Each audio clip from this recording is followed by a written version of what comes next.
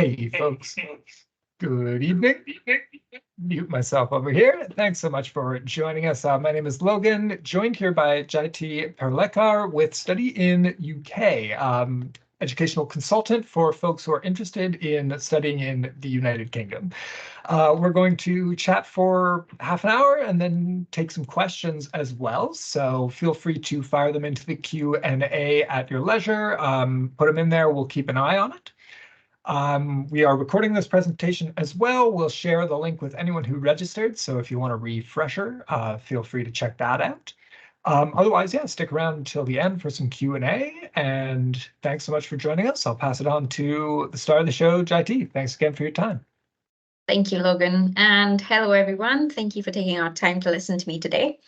A little introduction. My name is Jaitee. I am the managing consultant, or call me the head of consultants in Canada for Study in UK. Study in UK, I'm not sure how many of you have heard about us, but it's an old company.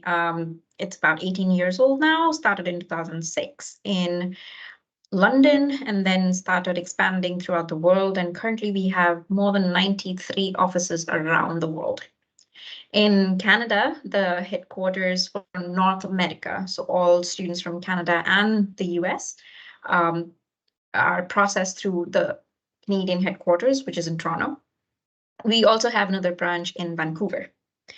And Vancouver is our newest office out of all the 93 offices around the world. Vancouver office started just last year, and we plan to expand further. So like I said, wherever you are in Canada or in the US, you can get in touch with us. We are happy to assist you. Now, well, I'll tell you what we do. We are made up of qualified consultants, meaning all the consultants that we have, we've got 10 or 12 in Toronto, some in Vancouver, one in Nova Scotia, some in US as well. Almost all of them are UK graduates, including myself. So we know exactly what it takes to, apply to the UK, what the anxieties are for parents, how the process goes. From the student's point of view, we've been in your boat. So we help you with our personal experiences as well.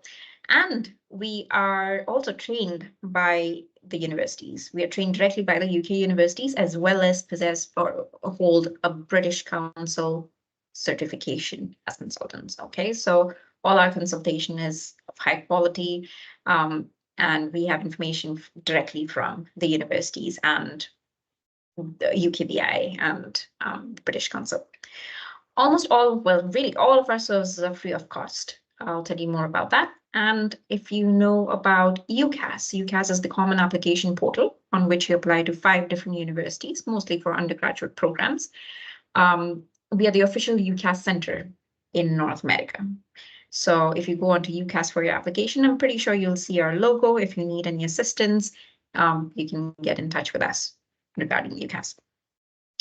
Now, we help you with everything right from now, even if you're just thinking about studying in the UK and are not sure what to study or where to study, all the way till you reach the university in the UK. We help you with everything from the start till the end. Okay, so to start with, we tell you what documents are required, what format works, what doesn't work. We approve your documents as well. We help you with your essays, your answers, filling out your application form. We match you with the right university. So this is our main job, to match you with the right university. It's not just about telling you where you're eligible. It's also about telling you which universities meet your requirements. You might have certain requirements based on location, budget. You want to join a rowing club, for example. So which universities offer that? So we match you with the universities and match both requirements from both the sides. We, like I said, are the official UCAS center. This is the common application form for any UK university. Plus, there are some universities which take applications outside of UCAS, meaning we have a direct portal with the university. So you just give us the documents once. There's no UCAS in between. We can send it directly to the university. Okay. we handle the university correspondence communications for you. So instead of you having to reply to 5 or 6 different universities, we take it over from you. So you will be getting a dedicated consultant who will be able to communicate to all the universities on your behalf.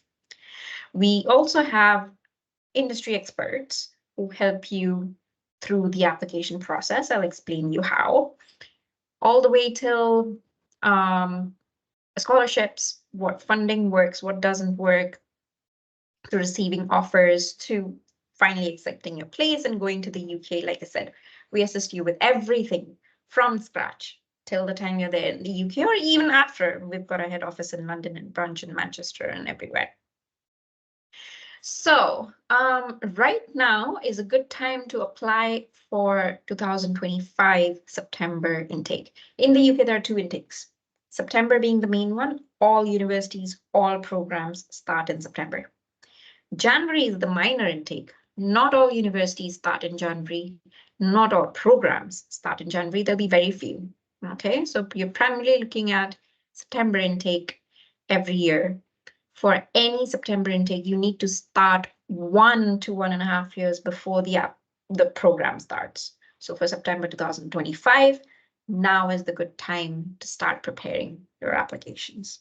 Okay, for September 2024 entry, the application is still open, not for all the universities, not for all the programs, but plenty of universities and programs are still open for September 2024 intake. You just have to hurry up. If you're looking for this year's intake, please get in touch with us as soon as possible. Taking the example of 2025 September intake, how the timeline goes is you start from the previous year's May. Okay, we gather your documents, we tell you what essay to write, we have editors to help you with that, what entrance test, if there are any, what to write, where to write, how to prepare, etc. From now till September, we put together everything for you. September is when the submission begins. So we'll have everything ready. We'll discuss the universities, which universities match your requirements, and vice versa. September, everything should be ready. Your application requirements, we know your universities, we hit the submit button. Okay, that's when we start submitting from September. October 15th is the first application deadline. But that only applies to Oxford, Cambridge, and medicine, dentistry, vet med, few programs and few universities. Second deadline is called the equal consideration deadline, which is usually in the end of January, meaning all applications submitted till, for example, 29th January will definitely be considered. After 29th of January, universities start closing down or filling up their places. So A university can close in February, B university can close in March, C may close in June, and so on. June 30th is the last deadline, final deadline, where all the universities close, even if they have places left. Okay. Assuming we apply early, sometime between September and October, November, December, or even January, you should hear back from all universities by February or March end. Once you have all offers from all the universities that you've applied, then you select which university which offer you wish to accept. We help you with how to do that. Okay. Once you accept the offer, then you have to, well, first of all, fulfill the conditions. They might ask you for transcripts, reference letter, something else to provide. Just provide them everything and pay your deposit fee. Deposit fee is a part of the tuition fee, which you are expected to pay in about June, July, or August in the year of your entry intake. Okay, it's a part of the tuition fee, not the whole tuition fee. Once you pay the tuition fees, part of the tuition fee, and fulfill all the conditions, give all the documents and information, then the university gives you something called the CAS, Confirmation of Acceptance for Studies, or essentially the visa letter. Once you have this, we help you apply for the visa. Now we work very closely with the VFS over here, the visa office. This is the only office you can use or apply for your UK student visa. there's only one body that is authorized to do this. So we work very closely with them. We do support with your visa application. And we assist you with accommodation, pre-departure briefing, everything in the month of July, August, September. And then you're good to go in September or October. Okay, so get in touch with us. You will get a dedicated consultant who will be your point of contact for the entire journey. They'll walk you through this process step by step. Now, like I said, for most programs that are at an undergraduate level, medicine, law, any bachelor's program that you're going to straight after high school is a bachelor's program. Bachelor's programs are applied through UCAS. UCAS is the common application portal on which you can apply to 5 universities. There are 5 spaces. You can name 5 universities over there. Like I said, 2024 intake September, this year's intake is still open. Not all the universities are open, but plenty are. So it's still not late to apply to start your education this year. Okay. On UCAS, the portal, you'll see once you start an undergraduate application, it will give you some prompts. It will ask you for a buzzword. We ask the students to use our buzzword. So if it's for this year's entry, the buzzword is UK application 16, or if you want to go start your program next year, the buzzword is UK application 17. What this does is by putting in the buzzword, your application is linked to us. So one of our advisors will be able to see your application.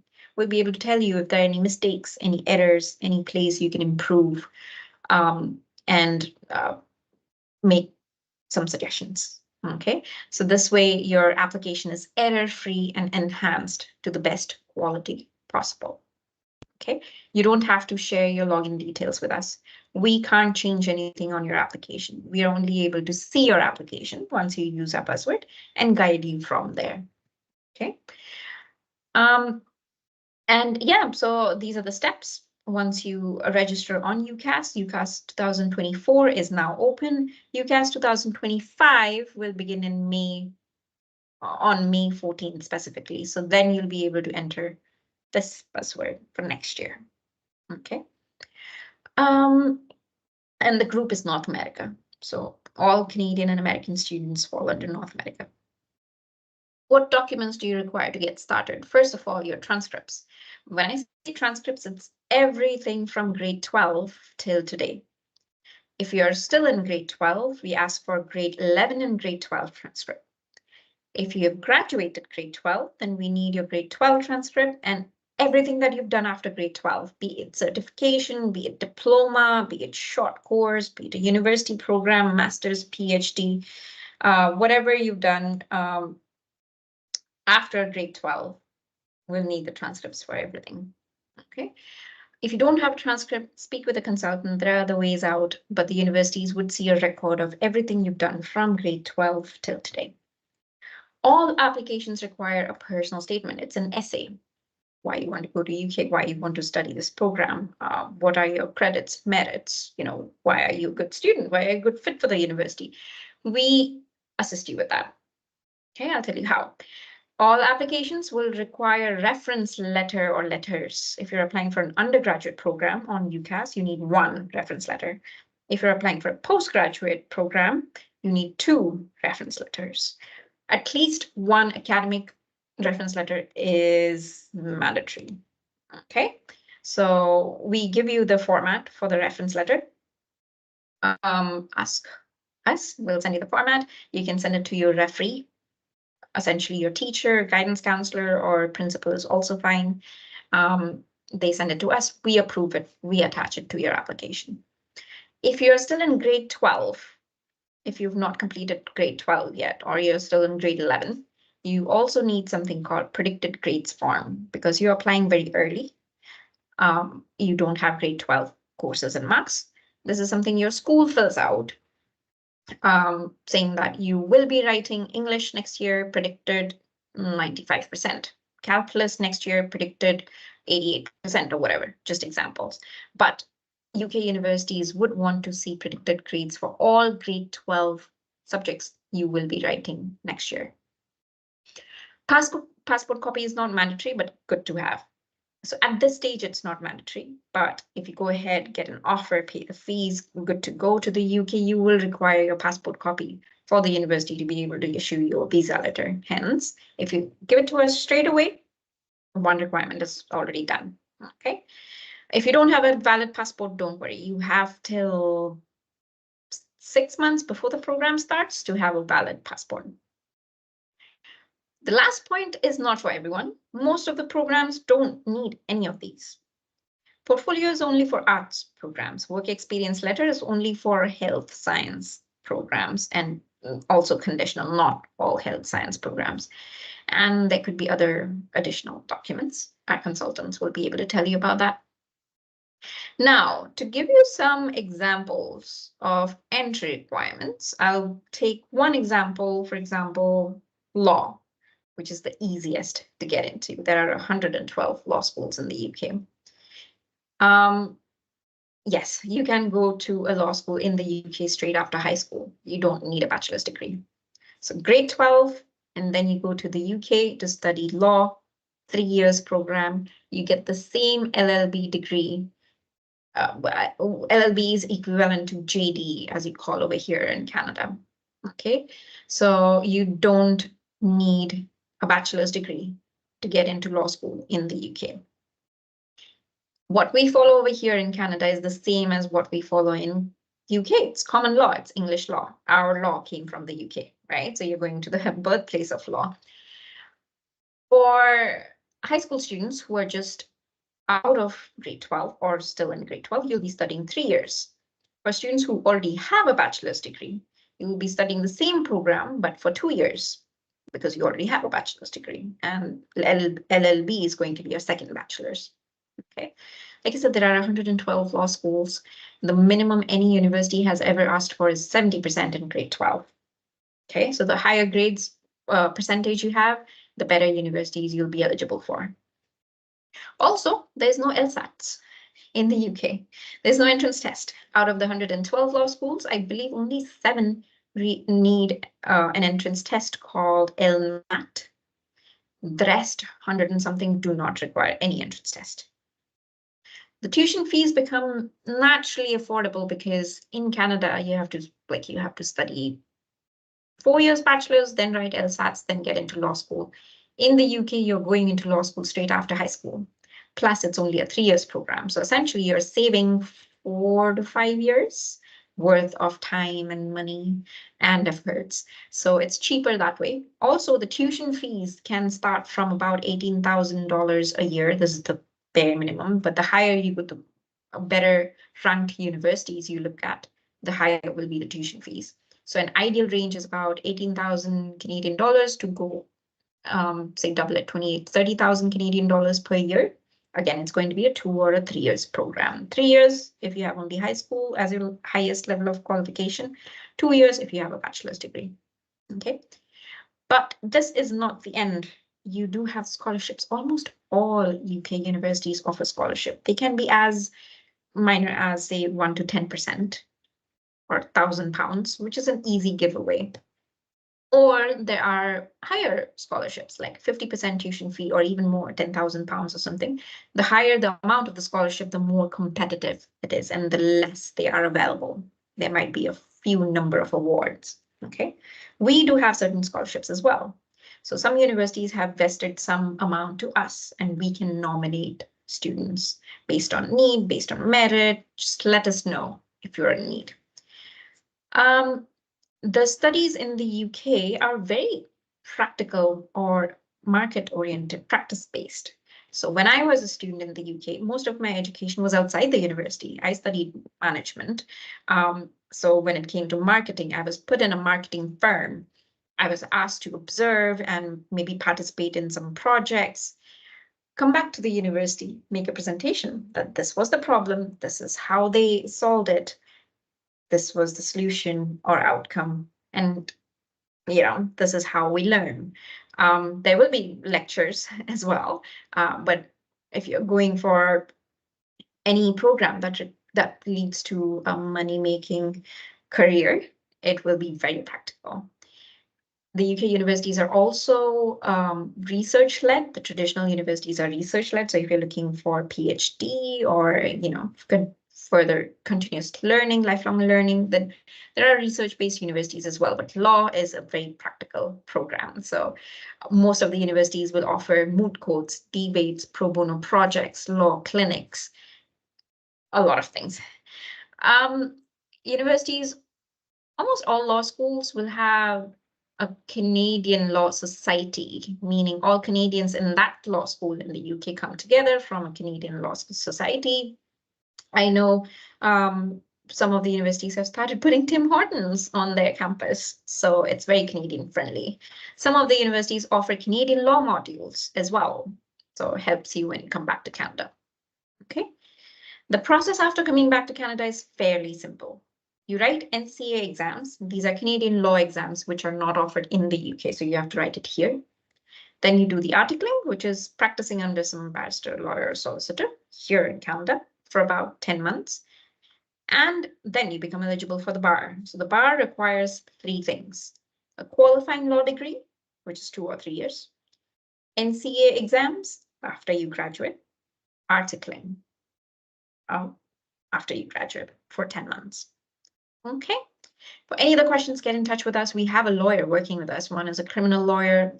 Another one is another kind of law graduate. So they'll be able to give you more insights. Now, this was law, very simple. Any other program like business or engineering, biology, chemistry, they're all as straightforward as this. You don't need a bachelor's degree. You go into the professional school straight after high school. All you need is transcript, essay, reference letter. The most difficult program to get into in the UK is medicine, rather medicine, dentistry, vet med. Okay, because there are additional requirements. There aren't as many number of schools. There are about 35 schools only that offer medicine, fewer that offer dentistry, only 8 that offer vet med.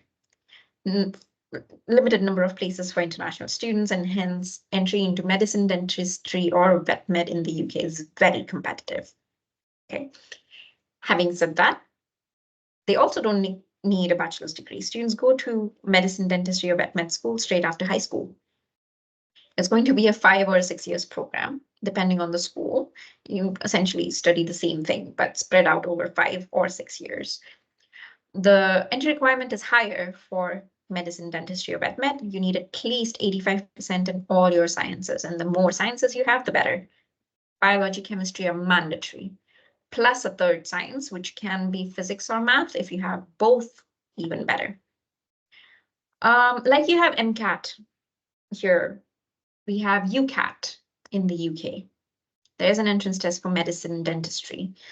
There used to be something called BMAT, which has been scrapped last year, so there's only one test called UCAT. Okay. After graduating from a UK medicine school, you are allowed to find residency either in the UK or in the US or in Canada. I think the only exception is Quebec, because Quebec gives residency only to French graduates. Anywhere else in Canada, you can go and find residency and register for your license. Okay. Like I said, scholarships are available at almost all universities. I have to say, though, medicine is very expensive. Okay. While studying medicine in the UK, you will be practicing under NHS, which is the National Health Service, which is the largest healthcare body in the world. Okay, so go to any medicine school in the UK, you will be an NHS trained doctor by the end. You also have Canadian med societies. Like I said, in every university, you have Canadian society bringing together all Canadians. Now, coming to the benefits. Now, you may be able to apply to any school in the UK by yourself. That's absolutely fine. Our services are free of cost as well. We are here because we want to make it easy for both you and the universities. So you are applying to the right universities, and the universities are getting the right kind of candidates, and nobody's wasting time. Okay, so we're a bunch of experts sitting over here ready to assist you for no cost. So we have an application manager who fills out the forms for you. There are certain aspects of our service or rather, they're not our service. We pull in the industry experts to assist you. For example, there are doctors, there are lawyers, there are physiotherapists, there are dentists, there are vets. These are practicing professionals in the industry that assist our students. Since they are not our full-time SIUK staff, they will have a fee. So there are some elements where you may want to pay, or this is an optional service.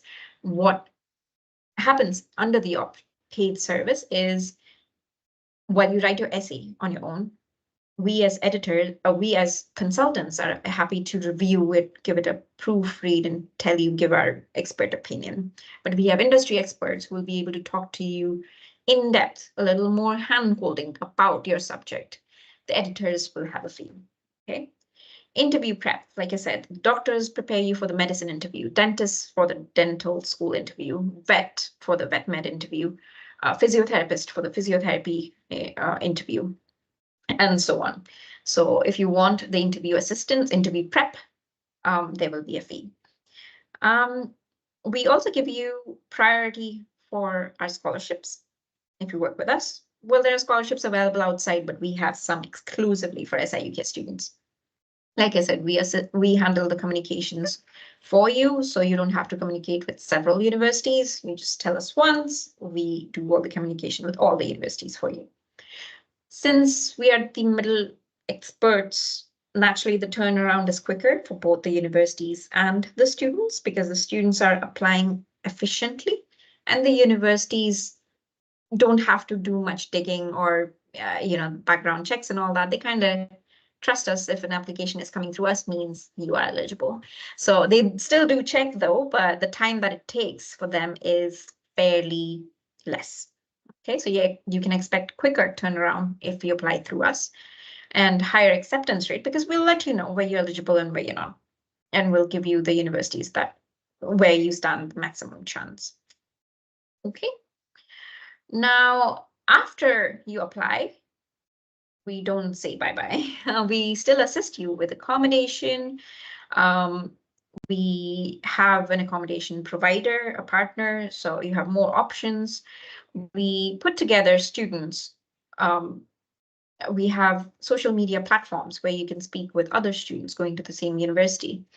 We give you insurance options. We give you phone cards. So we have a lot of UK SIM cards or phone cards. You just put it in your phone and you have a phone number, good to use. And from us, we give you £5 credit to get started.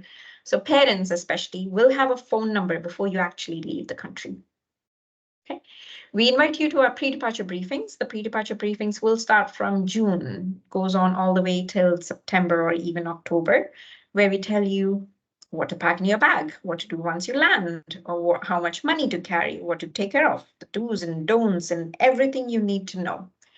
Okay, so you're best prepared when you arrive in the UK.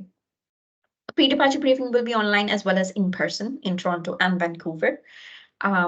Keep an eye on our website, register for it. This is again exclusively for SIUK students. So get in touch with us to know how to await this. Also, like I said, we work with the visa office over here. Usually, if you were to apply by yourself, you need to take an appointment with the visa office, and the appointments are available very far away, especially when it gets busy. The appointments last year were available after a month or after a month and a half.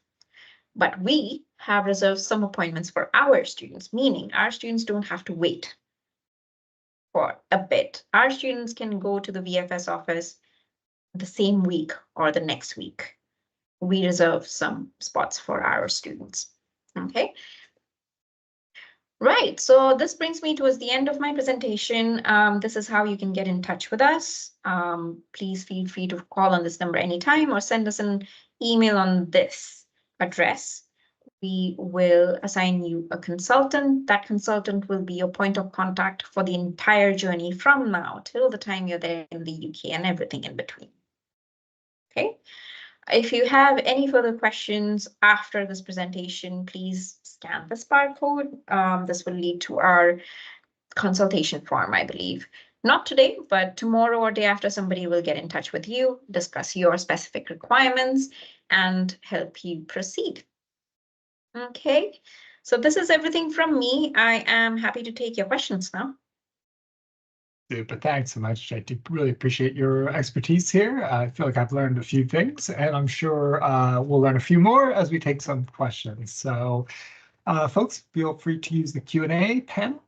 We'll start from the earliest questions and make our way through. So, the first one is about personal statements.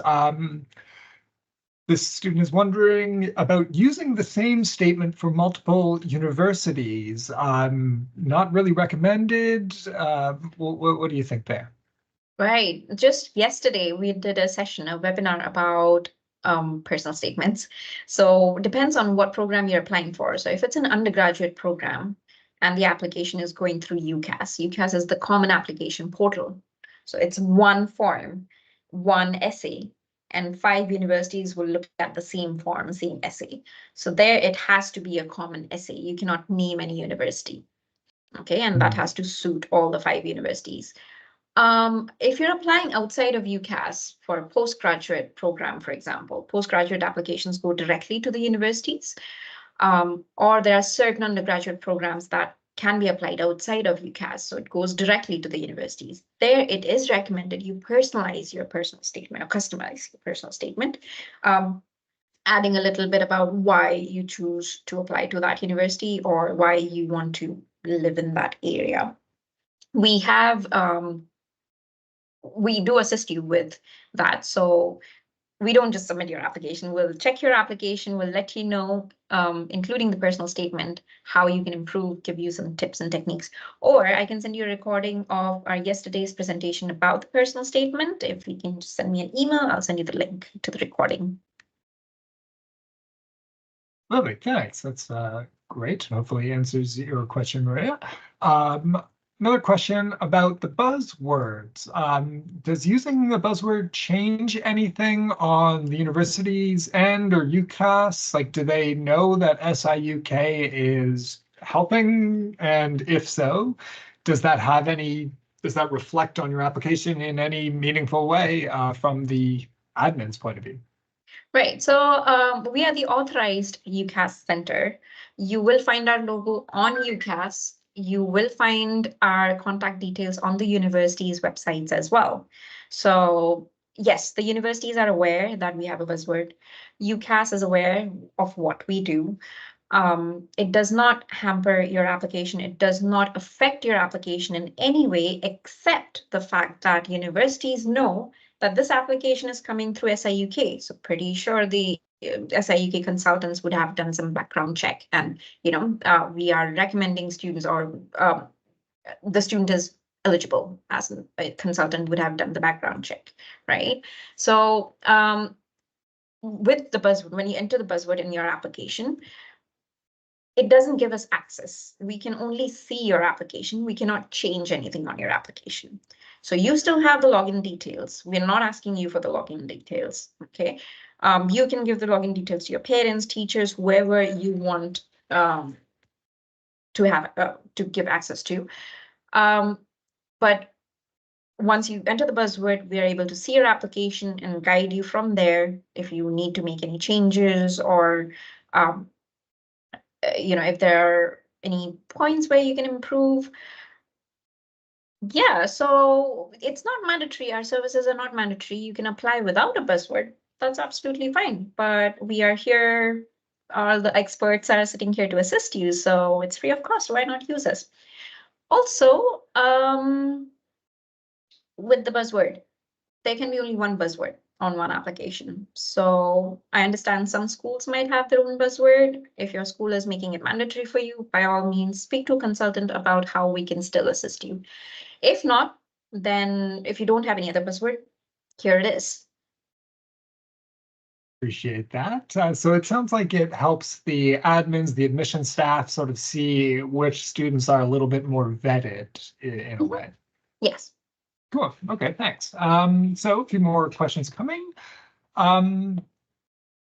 Sharing the presentation, definitely doing that. How about writing the personal statement and reference letters? You had mentioned a reference letter template. How deep does the sort of help go in terms of writing the personal statement and soliciting, gathering the reference letters. Okay, so I'll start with the reference letter first. Again, if the application is going on UCAS, UCAS has a certain format or some restrictions. It has to be 4,000 characters, it has to be 1 page, and it has to answer certain questions. So we have a guideline for a reference letter that is to go on UCAS. If we are applying to the university directly, there might be some different guidelines. Different universities want the reference letters in different ways, right? So we can send you the guidelines for reference letters, as well as the personal statement. We can send you the personal statement guidelines based on your subject. Okay, so if you say medicine, there are certain things that the medicine schools will want to read in your essay. For example, NHS, they want to know about your understanding about the NHS. So we give you some tips and techniques about what to add in your personal statement. Law, there might be some other tips. Any other program, physiotherapy, there might be some other tips. So we give you like an outline. Nobody is going to write the essay for you. Okay, it's the students who have to draft their own essay. We do not edit your essay. The editors review your essay and give their expert comments on, delete this, elaborate here, maybe give some examples. You can say this in a different manner. So yes, once we know which subject, which level you're applying for, we can give you the relevant personal statement guideline and reference guideline. Beautiful, thanks. And you've anticipated the next question too, which was about editing. So it sounds like it's comments, it's not a marked up manuscript type of thing. Yes. So most of the courses, like law or business or engineering, they don't require any work experience. So personal statement can be as vague as possible or as specific to your credits as possible. But physiotherapy, medicine, dentistry, vet med, they require personal statements. So the expectation is to talk a lot about your work experience, practical experience, how to put that across, what is convincing enough for the universities. This is where our editors come in. Gotcha. Okay, great. So we've got a couple of questions about UCAT specifically. Is it possible to apply to multiple schools with different UCAT scores, or you essentially get one score and you're going to use it for everybody? Okay, UCAT is an entrance test for medicine. In 1 year, you're allowed to write UCAT only once. So there will be only one score. There's no second attempt. So whatever score you get in your first attempt, that is the only score you can use. The application goes on UCAS, which is the common application form. It's one form which 4 medicine schools will access. So they'll look at the same essay, they'll look at the same UCAT score, they'll look at the same academic details you've put in. So yeah, only one in 1 academic year. If you're not happy with your score this year, well, you'll have to try next year. Gotcha. Okay, so you could hold out, maybe get a better score next year, but the schools are going to say that next score regardless anyway.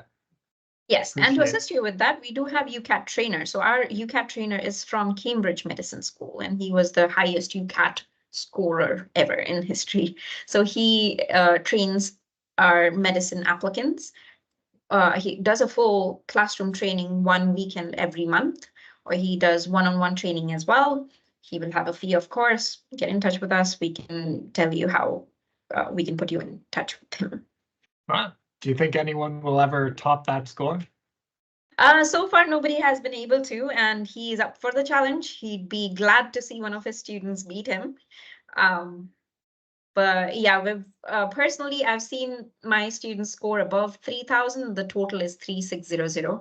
So after his coaching, students have scored above 3,000. But his score was 3,400, which has been the record highest. Cool. Well, that's quite a good get. Okay, and we've got another question about UCAT. How important is it to schools? I'm going to guess it's fairly important, but what do you think? So there are 35 medicine schools in the UK, out of which there are only 2 that do not look at UCAT. The rest of the universities will look at UCAT. The percentage, the weightage differs though. For example, a university will say, this year we are going to interview the top 400 UCAT scorers or the top 10 percentile UCAT scorers. B university will say, we are giving 50% weightage to academics, 50% to UCAT. There is another university, I remember, which gives 70% weightage to personal statement. So your work experience, your practical experience. 20% to academics and only 10% to UCAT. So based on your UCAT score, we tell you which universities you have good chances. So if your UCAT score isn't great, we look at universities which don't give much weightage to UCAT. If your UCAT score is brilliant, we'll target the universities where they prefer UCAT, a good UCAT score. Cool. Okay, that's quite helpful. A little bit more knowledge that the average student applicant is simply not going to have. Mhm. Okay. Yeah, thanks. So we'll have, if anybody has any additional questions, please do put them in the chat. We've got another 15 minutes or so. Otherwise, we do have a few from registrations, and one of them is around cost of living. I'm curious if you can speak a bit to how does the UK compare to maybe Ontario or BC in Canada? Is it comparable? Yeah, what's the cost of living like? Great. So UK is very tiny, I believe. UK would be the size of Ontario. It's not huge. London is the most expensive spot in the UK. So the government of UK has given a figure for the cost of living. When I say cost of living, there are only two elements to costs. One is tuition fees and one is living expense. So whatever is not tuition fees is living expense. So living expense includes your rent, food, travel, entertainment, groceries, stationery, everything. Okay, so living expense in London, as per the government of UK, is £12,000 for the year. It doesn't come up to that much. It's a figure given by the government. So unless you party every Saturday, it doesn't come up to £12,000. If the university is outside London, the government says you need £9,000 for any university outside of London. Now, the more you move away from London, the cheaper it gets. I studied at Bangor University, which is at the west end of UK. It's in Wales, and hence the cheapest place to live in. So I can say I didn't spend more than £5,000 or £6,000 for the entire year. Also, you are allowed to work part-time during your education, except medicine, dentistry, vet med, except if you go to Oxford and Cambridge. Oxford and Cambridge do not allow you to work. Medicine, dentistry, vet med students are not allowed to work. Anybody else can work in the UK, and you are able to take out your pocket money, leave your rent. You can manage the rest of the amount using your part-time job. Part-time during term, when your lectures are on, you can work full-time during vacation. Coming to vacation, there are 3 vacations. So first semester is September to December. Then you have Christmas break for a month. Second semester is January to March. Then you have Easter break for about 2 weeks. Third semester is April to May, or June, whenever your last exams are scheduled. And then you have summer break for 2 months again. So during break, you can work full-time. During lectures, you can work part-time, up to 20 hours a week. Cool. Thanks for adding that. Pretty similar to what we have here in Canada as well for international students. Okay, we've got a few more questions coming into the chat. You mentioned Cambridge and Oxford as sort of outliers in terms of part-time work.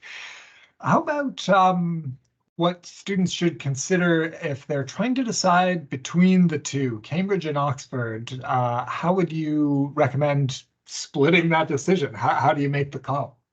Right. I believe you're asking because you know that you cannot apply to both together. Right. So yeah, you're not allowed to apply to both Oxford and Cambridge in 1 year. You can apply to only one out of the two. Now, how to decide that is really, well, first depends on your subject, what program you're applying for. All the universities have some niche or some forte, like the top ranked universities. LSE is best for economics, law, politics. UCL for medicine, Imperial is more for medicine, Oxford, Cambridge more for technology, and so on. So we need to see first what your subject or what subject you wish to study. Second, we need to determine what you want to do with that degree. If you say, I want to study this degree because I want to work at a higher post after graduation, well, then I'd recommend universities which offer you or make you market ready, which offer you placements during your program, right? So there are universities which offer something called a sandwich year. So first year you study, second year you study, third year you work and earn full time. Fourth year you come back and complete the third year of education. So after 4 years, you have a bachelor's degree plus 1 year of professional work experience, plus you would have earned 1 year's worth of money as well.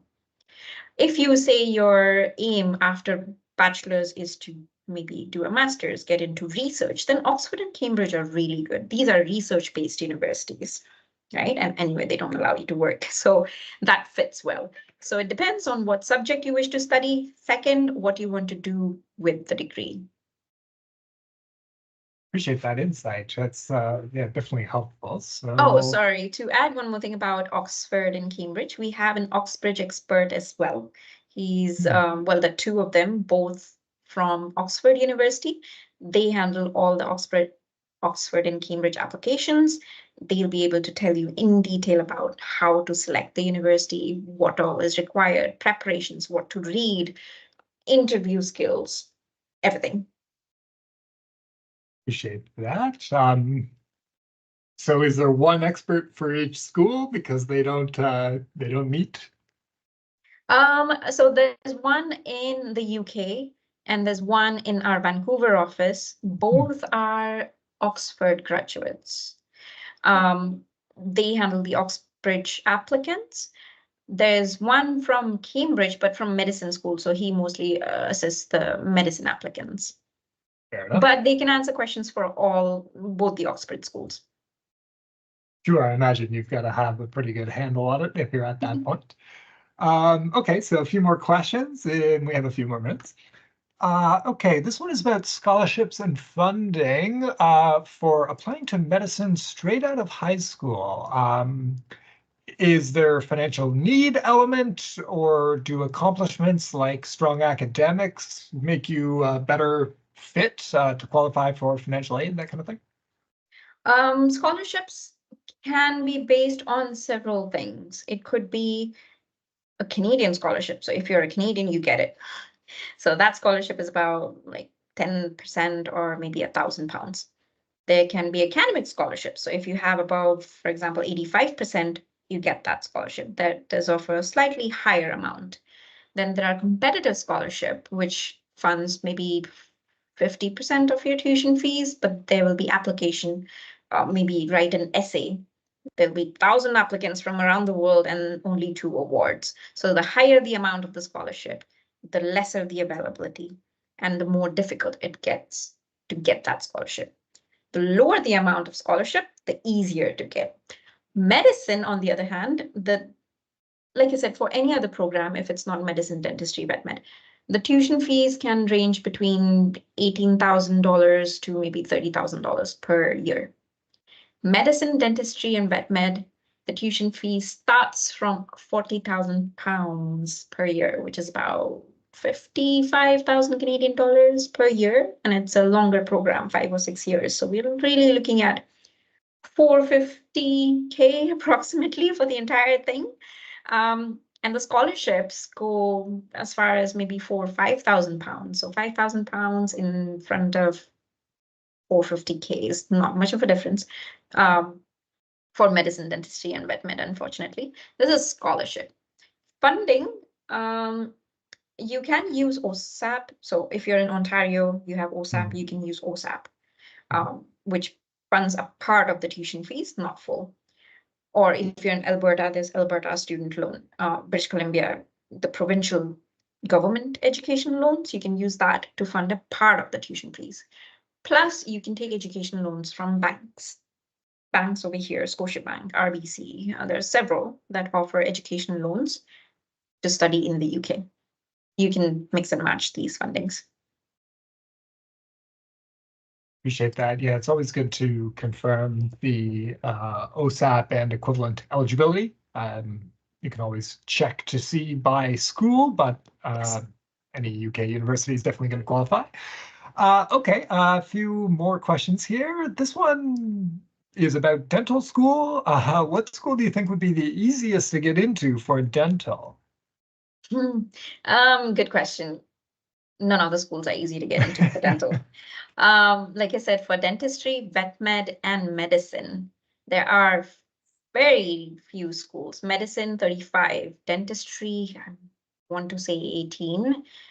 Vet med, only 8, out of which only 5 are recognized or accredited. And each of these schools have very limited places for international students. I'm talking about 15, max 30 places for international students per university. So you do the math. There are about thousands of applicants from around the world applying. And for dentistry, any dental or medical school, you need UCAT. So your competition is with the applicants from the rest of the world when it comes to UCAT. It doesn't matter what score you have. If there are many others scoring more than you, that's how your chances lie. Unfortunately, it is competitive. And dentistry, well, I cannot name any university, even with medicine. Once you have your UCAT score, get in touch with us. We'll tell you which universities your score best are suited for.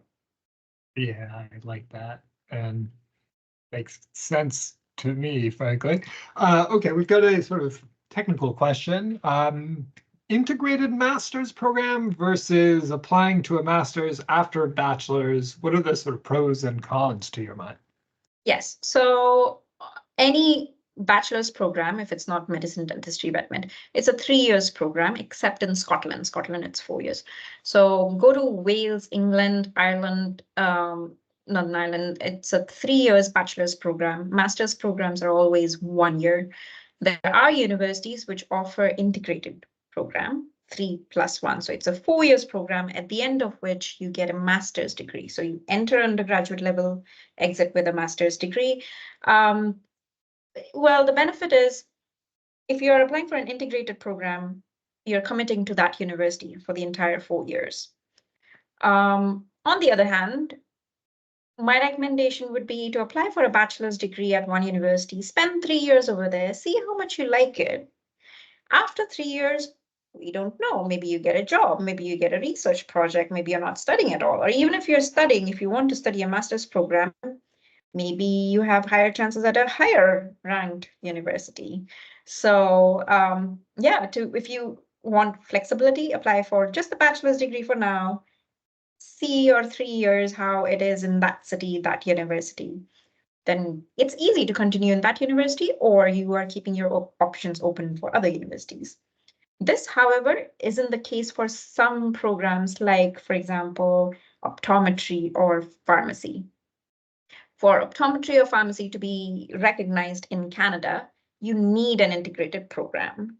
So BSc pharmacy is not going to work here. MSc pharmacy is not going to work here. What you need is the integrated MPharm BSc plus MSc 4 years program. So exceptions like this, pharmacy, you don't have a choice. You have to do the integrated program.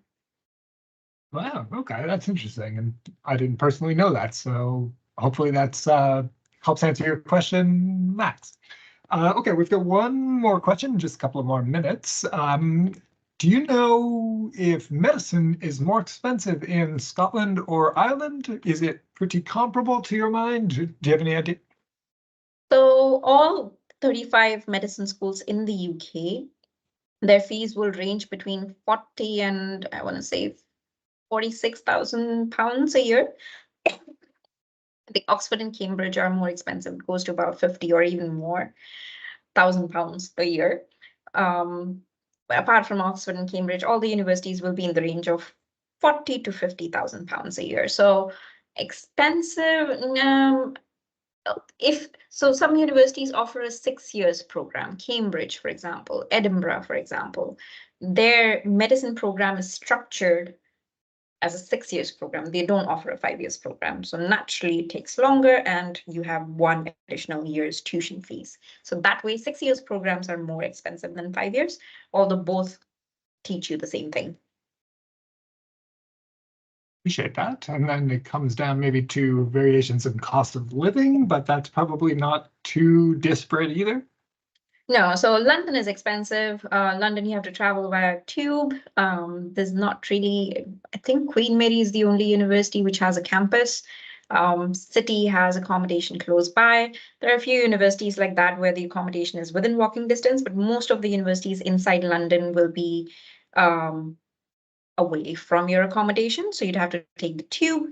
Traveling inside London can be expensive. Any university outside London will be campus-based.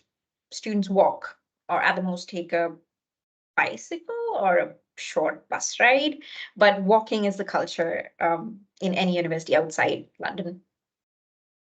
As somebody who lives in downtown Toronto, I love to hear that. Okay, so we are pretty much at the end of our time. I want to really thank you, Jaitee, for your expertise and your time. Do you have any parting words of wisdom for us before we let you go? Well, with UK universities, medicine, dentistry, vet med is very difficult. The rest of the programs are very easy to get into. Regardless, the recommendation is to start as soon as possible. There are universities which come to Toronto, to Vancouver to meet you, so make use of that. Come speak with them face to face. There'll be webinars as well. There'll be another one next month. Make sure you speak with them. We have about 12 or 15 consultants over here, all from different UK universities. Speak with us. We are happy to share our experience. If you're in grade 9 or 10, doesn't matter, come speak with us. The earlier you start researching, the smoother your application process is going to be, and the higher will be your chances of getting into the best matched university. So we are here. All the experts are willing and ready to assist you. So yeah, take our assistance, enhance your application, and good luck with your applications. Beautiful. Thanks so much, Jaitee, again for your time and expertise, and everybody for taking some time out to join us for this session. So have a great evening all, and take care. Thank you so much. Take care, everyone.